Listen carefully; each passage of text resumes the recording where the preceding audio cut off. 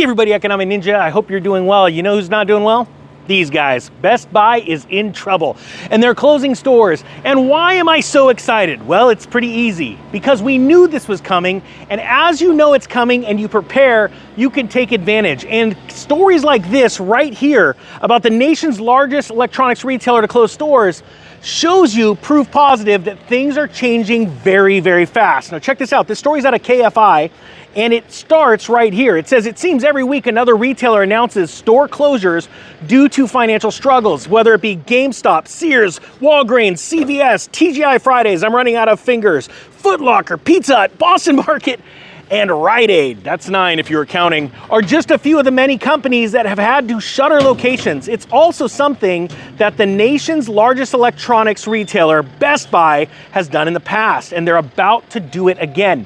Think about this story like other retailers where they close a handful of stores and people are like, nah, it's a nothing burger, Ninja, they're gonna be fine. But then, a few months later, they close a couple more, and then a couple more. Before you know it, bankruptcy. Now, before you start canceling your Best Buy, accounts and all that stuff, don't stress out, okay? But this is a great sign for all of us that are preparing for an economic downturn, a big one at that.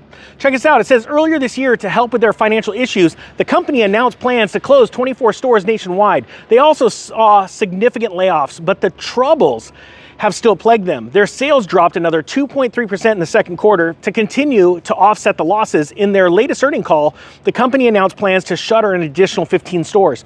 Now, I've been in a handful of Best Buys recently, and I am seeing more and more empty shelves. And you gotta sort of think, why stock the shelves if the customers aren't rolling in to buy things? And this is what happens as a recession starts. And remember, we're in a 100-year cycle, so it's gonna be a lot bigger than what we saw with the Great Recession, okay? This will be the greater one. Ooh, the Greater Recession. Says, as yet, there's no word of which Best Buy locations will be closing. The company plans to conduct a rigorous review of stores as their leases come up for renewal to help them to inform their decisions. In addition to the closures, Best Buy plans to focus more on opening smaller stores as opposed to running the larger ones. They also intend to open up areas where they're not already established. Interesting. Sounds a lot like Radio Shack to me. Everyone remember Radio Shack? Let me know down below if you remember that. When you used to walk in and you could go to a Radio Shack and they were in every town and get anything you wanted as long as it fit in that tiny little store. And I think you're gonna see Best Buy be the future Radio Shack. Now, at its peak in 2013, Best Buy had 1,779 stores, but they're now down to 1,125. That's a big turnaround. Let's say that's probably a drop about 35%. That's fast ninja math in stores, okay? So they've been rapidly closing stores, still making them the nation's largest brick and mortar electronics retailer. Now, the point being is this, and this is really easy to figure out. The more stores that close, the more signs you have right in front of you that the consumer is weakened.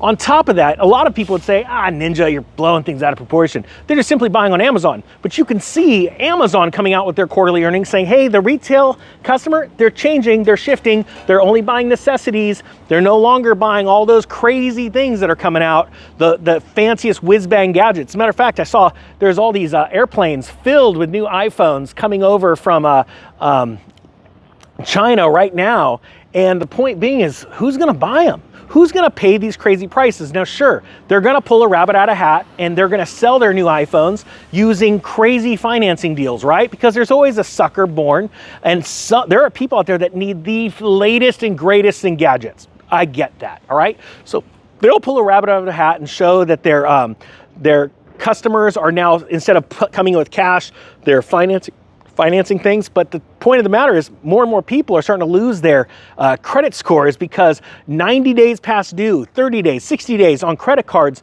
are ramping up, which means more and more people are losing their good credit. So who can all these companies start selling these useless electronics? And I only say useless because really, I got a phone in my pocket. It works just fine. Do I need a new one?